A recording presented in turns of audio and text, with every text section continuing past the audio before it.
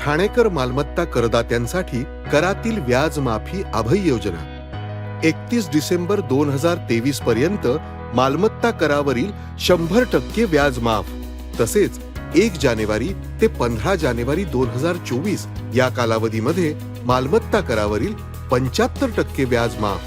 त्याचप्रमाणे 16 जानेवारी ते 31 जानेवारी 2024 या कालावधीमध्ये मालमत्ता करावरील 50% व्याज माफ. तरी सदर व्याज माफीच्या अभय योजनेचा ठाणेकर करदात्यांनी लाभ घ्यावा. महानगरपालिकेच्या कोणत्याही संकलन केंद्रावर कर भरण्याची सोय आहे. एटीएम, डेबिट, क्रेडिट कार्डद्वारे कर भरण्याची सुविधा उपलब्ध करून देण्यात आली आहे.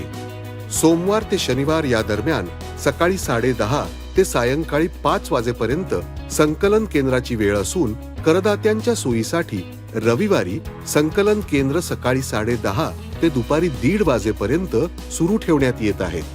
यासोबतच ठाणे महानगरपालिकेच्या propertytax.thanecity.gov.in या संकेतस्थळावर ऑनलाईन पद्धतीने मालमत्ता कर भरण्याची सुविधा उपलब्ध करून देण्यात आली आहे. तसेच गुगल पे, फोन पे, पेटीएम आणि भीम ॲपद्वारे आपला कर सुलभतेने जमा करू शकता. ठाणे महापालिका क्षेत्रातील सर्व करदात्यांना विनंती आहे की आपण या व्याज माफी अभय योजनेचा जरूर लाभ घ्या आणि आपला मालमत्ता कर लवकरात लवकर महापालिकेमध्ये जमा करून महापालिकेस सहकार्य करा. धन्यवाद. आपली माणसं, आपला देश, पाहत रहा जनादेश. गरजू महिलांना घरघंटी व शिलाई मशीन वाटप करून सामाजिक देणे पूर्ण केले. उमेश पाटील यांचे वक्तव्य.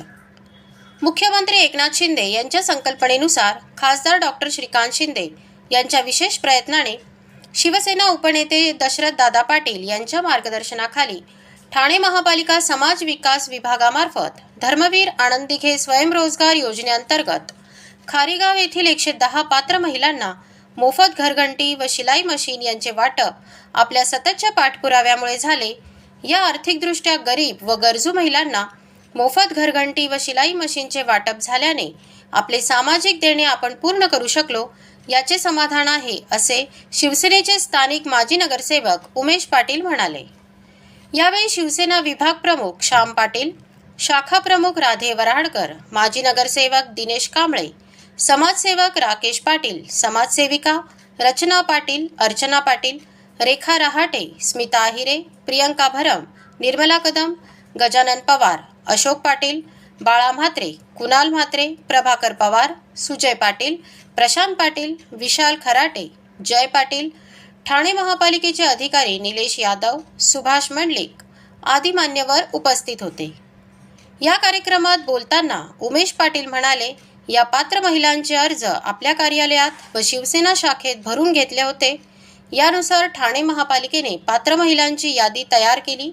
काही महिलांचे अर्ज तांत्रिकदृष्ट्या अपात्र ठरले, पण या अपात्र महिलांसह अर्ज केलेल्या जास्तीत जास्त महिलांना या योजनेअंतर्गत लाभ मिळाला पाहिजे यासाठी आपण आग्रही आहोत. काही ठिकाणी घरघंटी व शिलाई मशीन वाटप करताना गोंधळ झाला होता. हे होऊ नये म्हणून प्रत्येकी 5 महिलांना नियोजनपूर्वक घरघंटी व शिलाई मशीनचे वाटप करण्यात येत आहे, अशी माहिती उमेश पाटील यांनी दिली. आमच्या ठाणे महानगरपालिका समाज विकासातर्फे आपण काय ते देणं आहे, तर आपल्या गावात ज्या महिला होत्या त्यांचे फॉर्म आपल्या शाखेमध्ये आणि आपल्या ऑफिस. ब्युरो रिपोर्ट, जनादेश. आपली माणसं, आपला देश, पाहत रहा जनादेश. ठाण्यात 2 दिवस भव्य नमो महारोजगार मेळावा संपन्न. दिनांक 6 मार्च व 7 मार्च 2024 रोजी वागळे इस्टेट चेक नाका ठाणे येथे नमो महारोजगार भव्य मेळावा शासनातर्फे आयोजित करण्यात आला होता. या मेळाव्यासाठी महाराष्ट्रभरातून हजारोंच्या संख्येने विद्यार्थी-विद्यार्थिनींनी सहभाग नोंदवला. या मेळाव्यात मुख्यमंत्री जनकल्याण कक्ष, नॅशनल स्किल डेव्हलपमेंट, महाराष्ट्र राज्य कौशल्य विद्यापीठ, महाराष्ट्र नाविन्यता सोसायटी, नागरी संरक्षण दल नवी मुंबई समूह Thane, manufacturing sector, IT software, tourism, hospitality, travel sector, banking, insurance, finance, BPO, sales and services, healthcare, chemical, pharma, placement agencies, महिला व बालविकास विभाग, महाराष्ट्र राज्य खादी व ग्रामोद्योग, मागासवर्गीय वित्त विकास महामंडळ, महाराष्ट्र राज्य अपंग वित्त आणि विकास महामंडळ, कृषी विभाग, जिल्हा उद्योग केंद्र, मत्स्योद्योग विकास असे एकूण 384 स्टॉल उभारण्यात आले होते. महाराष्ट्र शासन नागरी संरक्षण नवी मुंबई समूह ठाणे उपनियंत्रक विजय जाधव यांच्या नेतृत्वाखाली तसेच सहाय्यक उपनियंत्रक अनिल गावित व आनंदसिंग गढरी यांच्या मार्गदर्शनाखाली नागरी संरक्षण स्टॉल उभारण्यात आला होता. यावेळी नागरी संरक्षण दलाची माहिती, ट्रेनिंग तसेच कोर्सेसची माहिती व त्यांची करिअरमधील उपयुक्तता नागरी संरक्षण दलातील स्वयंसेवकांनी विद्यार्थ्यांना समजावून सांगितली. तसेच जवळपास 600 विद्यार्थ्यांची नोंदणी देखील करून घेतली. ब्युरो रिपोर्ट, जनादेश. आपली माणसं, आपला देश. पाहत रहा जनादेश. सर्व नागरिकांना आवाहन करण्यात येत आहे की सध्या डासांमार्फत पसरणाऱ्या डेंग्यू या आजाराचा प्रसार रोखण्यासाठी प्रत्येकाने पुढील प्रमाणे कार्यवाही करावी. डेंग्यू आजार एडिस इजिप्ती हा डास चावल्याने होतो. या डासांची पैदास साचलेल्या किंवा साचवलेल्या स्वच्छ पाण्यामध्ये होते. 8 दिवसांपेक्षा जास्त दिवस पाणी उघडे व साचून राहिल्यास त्यात डास अंडी घालतात. अंड्यांच्या अळ्या तयार होऊन पुढे डास तयार होतात. यासाठी आपल्या घरातील पाणीसाठे उदाहरणार्थ बॅरल्स, पिंपे, टाक्या, हौद, रांजणे इत्यादी दर आठवड्याला रिकामे करून घासून पुसून कोरडे करून पुन्हा भरावे. 1 दिवस कोरडा दिवस म्हणून पाळावा. पाणी साठ्यांना घट्ट झाकणे बसवावीत किंवा जुनी साडी, चादर, धोतर यांनी बांधून झाकून ठेवावीत, म्हणजे डास त्यात जाऊन अंडी घालणार नाहीत. घराच्या गच्चीवर, आजूबाजूला, अंगणात कोठेही पाणी साचू देऊ नये. भंगार सामान उघड्यावर टाकू नये. उदाहरणार्थ टायर्स, प्लास्टिक सामान, कुंड्या, टाकाऊ वस्तू इत्यादी. अशा सामानात पावसाचे पाणी साठून त्यात डेंग्यूच्या डासांची पैदास होते. घरातील कूलर्स, फ्रीजच्या पाठीमागील ट्रे हे देखील वेळोवेळी कोरडे करावेत. लक्षात ठेवा, नुसत्या फवारणीने डास घनता कमी होत नाही, तर त्यासाठी डास पैदास ठिकाणे नष्ट करणे ही आपल्या सर्वांची जबाबदारी आहे. कोणताही ताप अंगावर न काढता जवळच्या शासकीय रुग्णालयात मोफत औषधोपचार घ्या. अशा प्रकारे नागरिकांनी सहकार्य केल्यास डेंग्यूचा प्रसार रोखणे सहज शक्य आहे.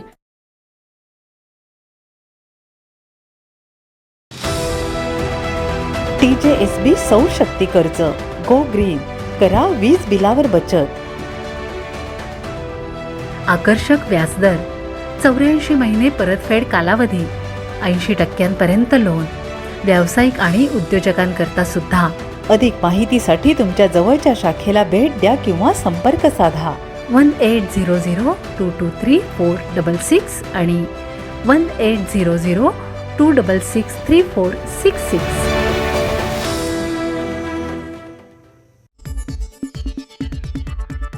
आपली माणसं, आपला देश. पाहत रहा जनादेश. महाराष्ट्र हिंदी साहित्य अकादमी पुरस्कार जाहीर. महाराष्ट्र हिंदी साहित्य अकादमी पुरस्काराची घोषणा करण्यात आली असून पत्रकार कवी प्रशांत डिंगणकर यांच्या पाषाण या हिंदी कविता संग्रहाला सुवर्ण पुरस्कार घोषित करण्यात आला आहे. प्रशांत डिंगणकर यांची दगड या विषयावर 3500 शब्दांची मराठीत दीर्घ कविता सन 2017ला प्रकाशित झाली. त्याला मराठी वाङ्मयाचे पुरस्कारही मिळाले. त्याच कवितेचा हिंदी भावानुवाद प्रशांत डिंगणकर यांनी केला असून त्याचे पाषाण या नावाने दिव्य प्रकाशनाने पुस्तक प्रकाशित केले आहे. या पुस्तकाला हिंदी साहित्य अकादमीचा मामा वरेरकर सुवर्ण पुरस्कार घोषित झाला आहे.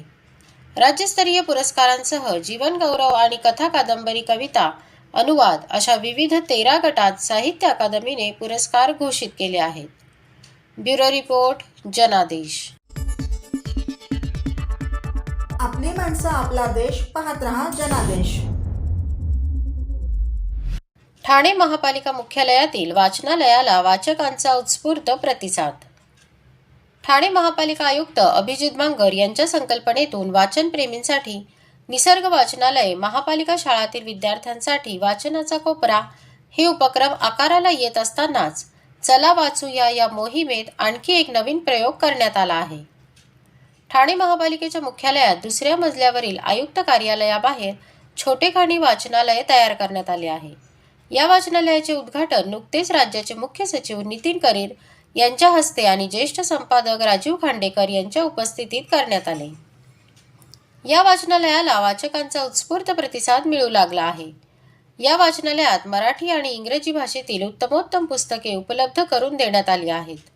त्यात भारतरत्न डॉक्टर बाबासाहेब आंबेडकर यांचे खंडात्मक चरित्र, ययाती, कोसला, रणांगण, फकीरा यासारख्या कादंबऱ्या, खरेखुरे आयडॉल्स, व्यक्ती आणि वल्ली, नापास मुलांची गोष्ट, बनगरवाडी यांच्यासह नटसम्राट, अग्निपंख, प्रकाशवाटा, एक होता कारभार आदी पुस्तके या वाचनालयात आहेत. त्यांच्या जोडीला Sapiens, black स्क्वॅन, Elon Musk, ikigai आदी इंग्रजी पुस्तकेही येथे वाचनासाठी उपलब्ध आहेत. आयुक्त कार्यालयात येणाऱ्या अभ्यागतांसाठी असलेल्या प्रतीक्षालयात हे वाचनालय सुरू करण्यात आले आहे. या प्रतीक्षालयात येणाऱ्या सर्वसामान्य नागरिकांनी या वाचनालयाचा लाभ घ्यावा. इथे बसून सगळे पुस्तक वाचून होणार नाही, मात्र त्या पुस्तकांची ओळख होईल आणि मग त्यातून ते पुस्तक मिळवून संपूर्ण वाचण्याची ओढ लागू शकेल, असा विचार हे वाचनालय सुरू करण्यामागे असल्याचे महापालिका आयुक्त अभिजित बांगर यांनी स्पष्ट केले. मोबाईलच्या छोट्या स्क्रीनने आपले दैनंदिन आयुष्य पूर्णपणे व्यापले आहे, मात्र तरीही छापील वर्तमानपत्र, पुस्तक वाचण्याची आपल्यात असलेली नैसर्गिक उर्मी आजही कायम आहे. त्याला सकारात्मक ऊर्जा देण्यासाठी समोर पुस्तके, वर्तमानपत्रे उपलब्ध असली पाहिजेत. या प्रतीक्षालयात जो काही वेळ लागतो तो वाचनाची गोडी निर्माण करण्यासाठी उपयोगी ठरावा, अशी या वाचनालयामागची प्रेरणा आहे, असेही श्री बांगर यांनी स्पष्ट केले. वाचनाने व्यक्तिमत्वात आमूलाग्र बदल घडून येतो.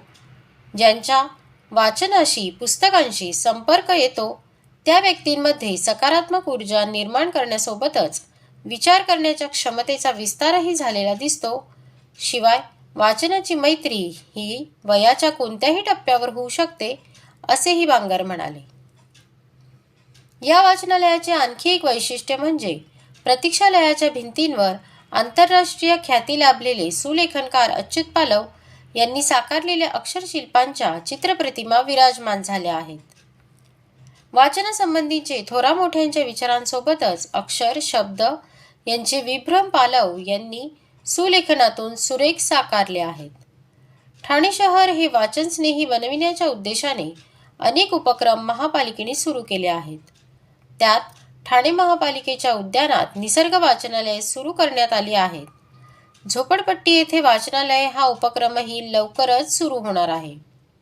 त्याचबरोबर महापालिकेच्या सर्व शाळांमधील 5वी ते 10वीच्या विद्यार्थ्यांच्या वर्गखोल्यांमध्ये वाचन कोपरा तयार करण्यात येणार आहे. या उपक्रमाचा पहिला प्रयोग किसननगर येथील शाळा क्रमांक 23 मध्ये करण्यात आला. या वाचन कोपऱ्यातील पुस्तके वाचून विद्यार्थ्यांनी त्यांना देण्यात आलेल्या वाचनाच्या पासबुकमध्ये त्या पुस्तकांबद्दलच्या नोंदी करायच्या आहेत. याही उपक्रमाचे उद्घाटन मुख्य सचिव नितीन करीर यांच्या हस्ते नुकतेच करण्यात आले. ब्युरो रिपोर्ट, जनादेश.